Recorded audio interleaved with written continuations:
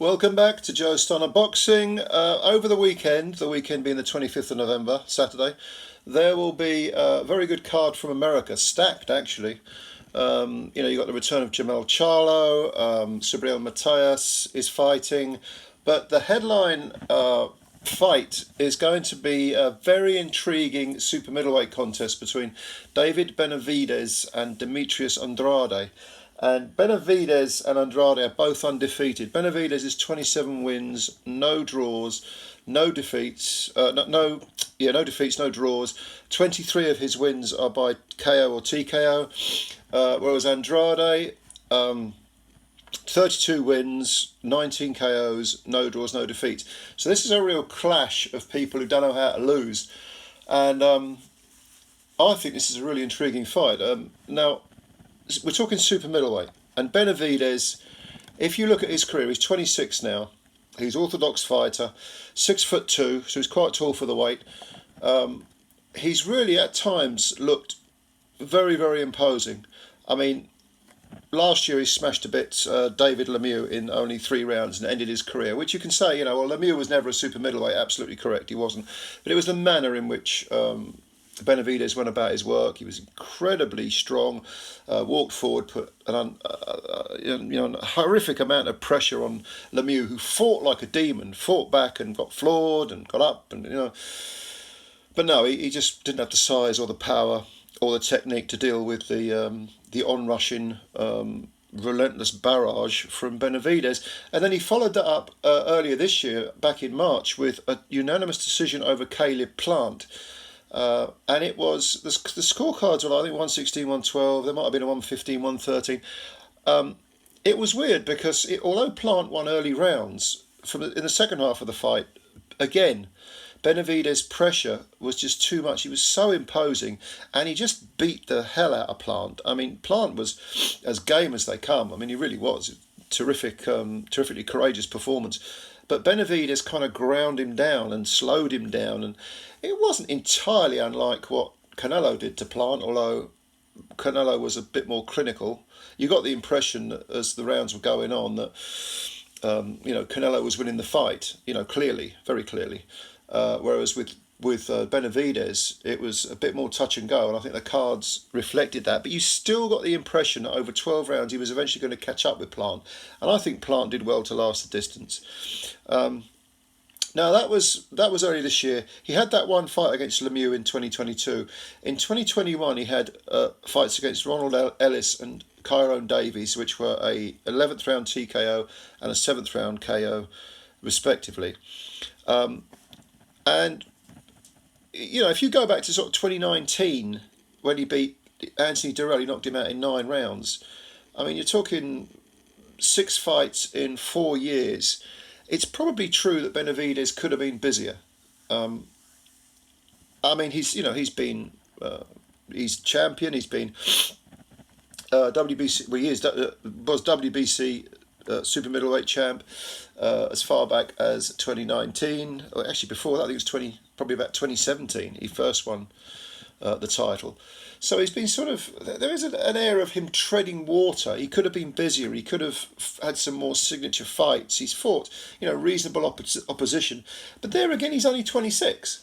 So you could argue, well, he's been brought along nice and steady. And then when he hits his prime and gets his full man strength, which he looks like he's getting, then he'll be ready for the real big names. And I think Andrade, at least on paper, is a step up.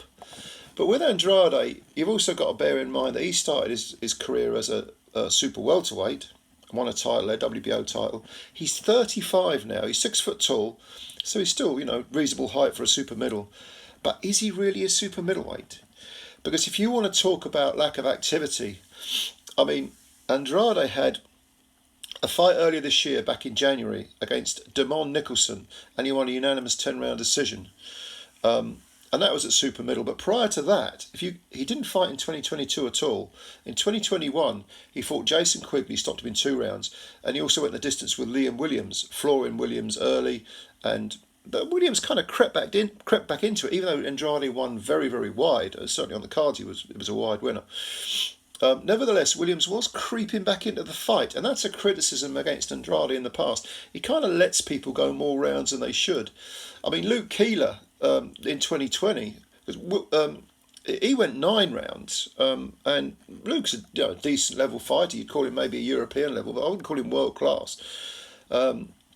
Sulecki, he went the distance with Sulecki back in 2019. But if you go back to 2019, like we did with Benavidez, you're only talking 5 fights, and you're only talking 1 previously at super middleweight. And yes, Andrade has been a WBO middleweight and super welterweight champ, but he's untested at super middleweight. And at 35, you have to wonder, I mean, what's he got left? He's a southpaw, whereas Benavidez is orthodox.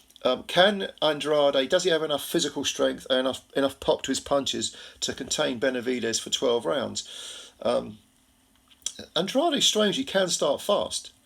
And I think we'll probably see him trying to do that against Benavidez. At least Benavidez will come forward and will look to put it on Andrade early. So it might be a case of Andrade having to sort of fight early on.